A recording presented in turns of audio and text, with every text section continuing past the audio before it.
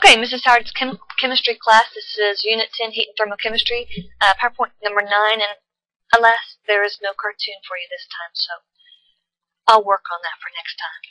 Alright, we're working on Roman numeral number 6, chemical kinetics, and chemical kinetics deals with the rate, or how fast a reaction is occurring. So it's the rates of the reactions. Chemical reactions occur when different atoms or molecules collide. Yeah, you have to have the molecules or the atoms hit each other before there's going to be a reaction between them. They've got to come into contact with each other. So rates of reactions occur, or chemical reactions occur, when different molecules have to collide. So we see a lovely collision between a truck and a cab. For the reaction to start, the particles have to have a certain amount of energy. For any reaction to start, you have to have an activation energy to get things started. So you see a picture here, two different pictures here. One of them is a guy pushing a boulder up a hill, and the activation energy would be like the uphill part before the boulder rolls down the hill. It's how much energy you have to put into it just to get it to start. Sometimes, for some reactions, the activation energy is pretty low. Sometimes it's pretty high. It just depends on the chemical reaction that you're talking about. So on the left-hand side, you see a picture. On the right-hand side, you see a graph. Along the y-axis, it says free energy, and along the x-axis, it has the course of the reaction.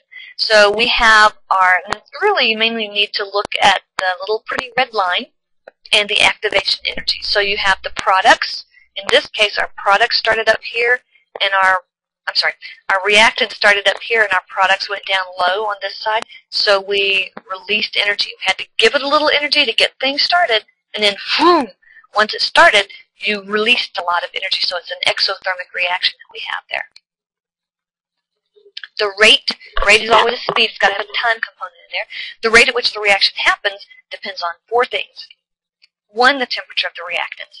Usually, the warmer it is, the faster it's going to go. Second thing is their concentration, how strong or how weak. Generally speaking, the more stuff you have in there, the faster the reaction is going to be. And that makes sense because if there's more stuff in there, you have more collisions between the molecules, and so you have a better reaction. So you have the temperature of the reactants, and you have their concentration. Oh, look, it's Superman wannabe, and it's how strong or weak it is. The stronger it is, the faster it is.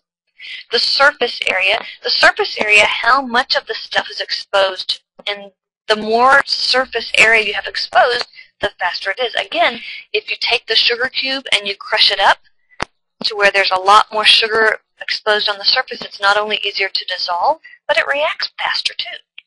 And finally, whether or not you have a catalyst. And you guys actually are using catalysts in quite a bit of things at home, even though you don't realize you're using the catalyst. And a catalyst is a chemical that speeds up a chemical reaction, but that's not changed in the chemical reaction. So it's kind of like setting up the right environment for the chemical reaction to happen to make it go faster.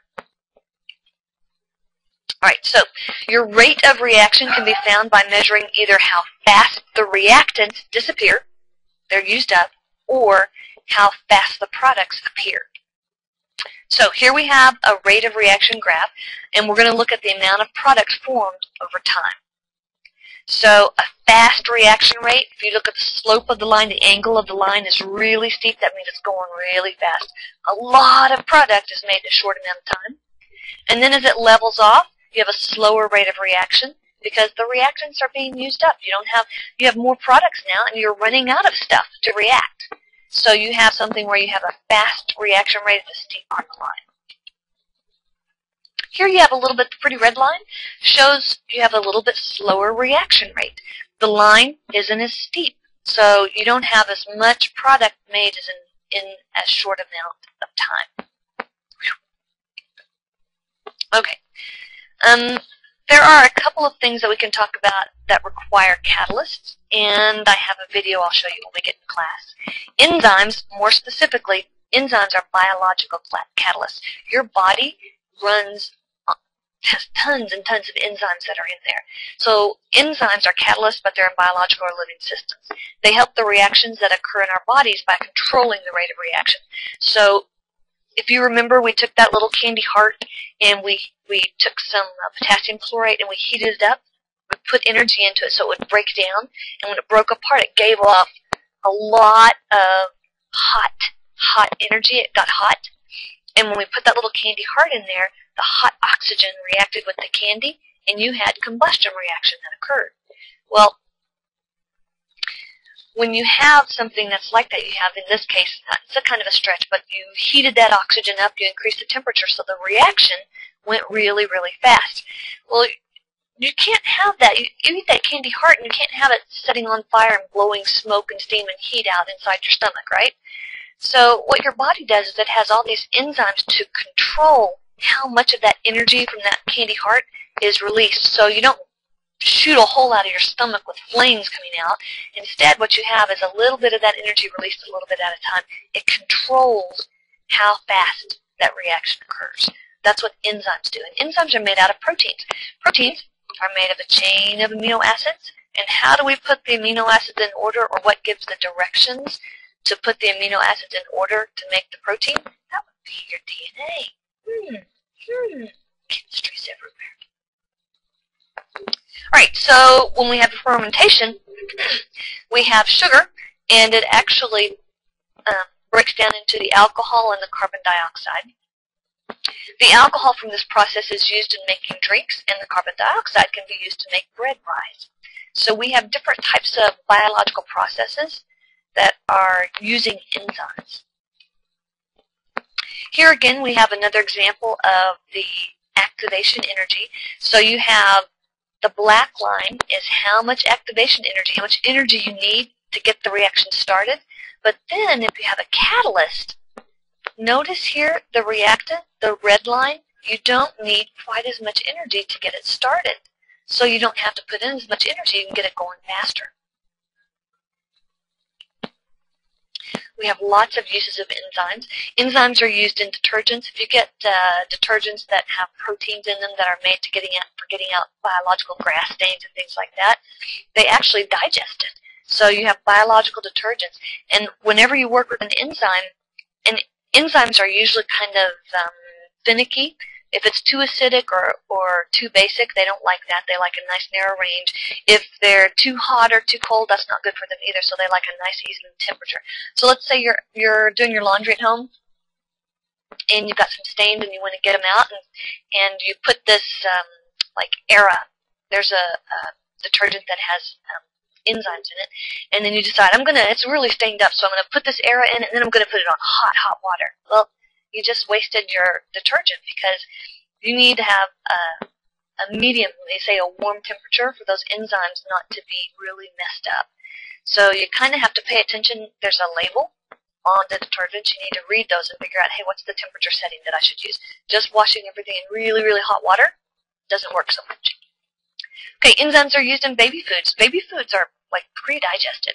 So when you have the baby foods, you guys have all seen baby foods. Maybe some of you have even tasted it, but the baby food is partially digested because little kids' digestive systems aren't quite up to handling all the digestive processes that we adults or we older people can handle. Okay, they work best. Enzymes work best under certain conditions. First of all, the temperature. The temperature, if you get it too hot, it denatures them. What that means is that the proteins are all folded up and wadded up in a certain way, and if you get them too hot, it kinks or alters how they're shaped, and they don't work anymore. Same thing happens when in pH. There are certain of the enzymes that have to have a low pH, like the low pH means it's acidic, and if you get the pH too high, like more basic, they won't work. They denature, they mess up the folding. And then on the other end you have over there, like your amylase, your spit. It's also, you have some amylase, amylase found in the intestines too, but your saliva has amylase in it. And if you get too high a pH, too basic, it doesn't work really, if you get too low a pH, too acidic, it doesn't work really well either. So different enzymes work best under certain conditions. Most enzymes are going to be kind of sensitive to temperature, so you don't need to use too hot of water with the enzymes. Boiling the enzymes tends to mess them up too.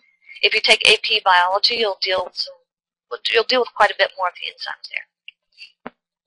Enzymes are used to convert starch into sugar, which can then be used in food, or again, that's the amylase in your saliva that breaks down the starches. So you have the little chain of molecules up there. You have a complex molecule, and you break it down into simpler molecules. And enzymes, again, are used to break them down. The enzyme isn't used up in the reaction. It just helps the reaction proceed. Okay, conversion of glucose into fructose. Okay, glucose and fructose, if you look on the backs of your Skittles or your Spree or what are those other little, I can't remember. Anyway, they'll say they've got high fructose or corn syrup or something like that. Glucose and fructose are isomers. They have the same chemical formula, but it's got a slightly different structure. But fructose actually tastes sweeter on our tongues, so that's why the candy makers like to put that in there. So you can use enzymes, and the candy companies do this. They use enzymes to change the glucose into the fructose, because that's what they want more in their candy. So here you have two pictures, and they're just altered slightly. They're each C6H12O6, but you can kind of rearrange those molecules in different forms. Oh no, that's the end. I'll see you guys in class later. Have a good evening.